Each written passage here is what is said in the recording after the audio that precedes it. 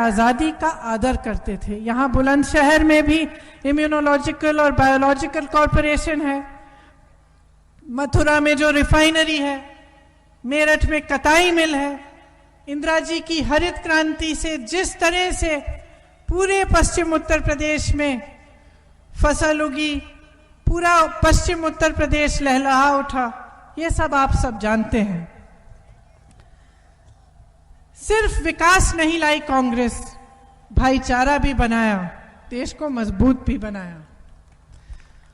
Line में जो आखिरी अंतिम व्यक्ति था, उसका ध्यान देकर कांग्रेस की सारी नीतियां बनी। मनरेगा, सूचना का अधिकार, भोजन का अधिकार, ये सब किस लिए बनाई गई? ये सब जो सबसे कमजोर व्यक्ति था उसके बारे में सोचकर बनाई गई। यही कांग्रेस है।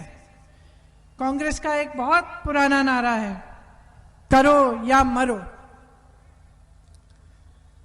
इस नारे में कायरता की कोई जगह नहीं है, स्वार्थ की कोई जगह नहीं है। अपनी निजी महत्वाकांक्षा से बड़ी देश के लिए महत्वाकांक्षा है। इस नारे में धैर्य है, त्याग है, तपस्या की भावना है। मैं आज आपके सामने मेरे कांग्रेस के प्यारे कार्यकर्तागण, नेतागण, पदाधिकारी, मैं इस नारे को दोबारा जीवित करना चाहती हूं। मैं कहना चाहती हूं कि एक बार फिर वही समय आ गया है कि या तो करो या मरो। ये एक बहुत अलग तरह की लड़ाई है। आज इस देश में जनता से लूट हो रही है।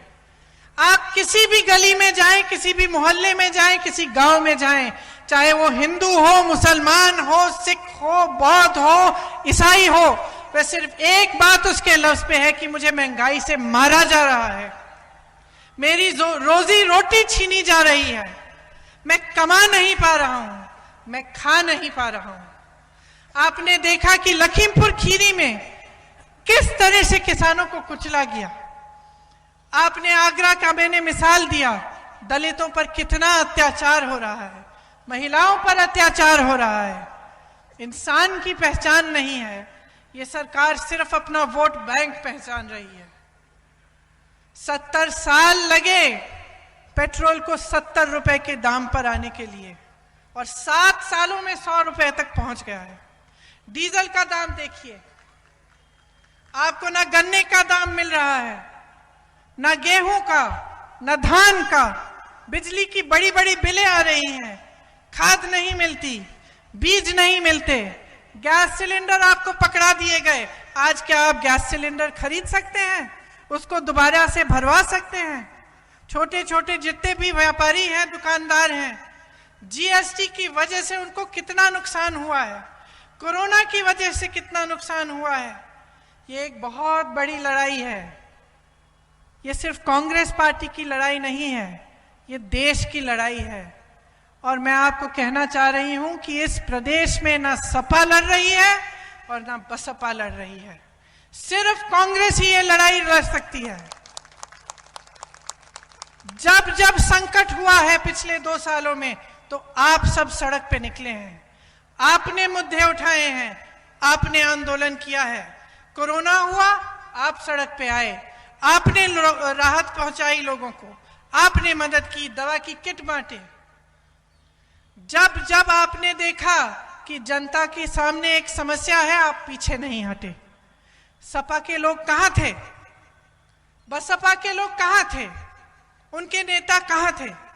क्या उन्नाव के लिए लड़े? क्या हाथरस के लिए लड़े? क्या लखीमपुर खीरी पहुंचे? लेकिन आप सब पहुंचे, आपने आवाज उठाई, और इसी तरह से अगर आप लड़ते रहेंगे तो निश्चित है कि हम जीतेंगे।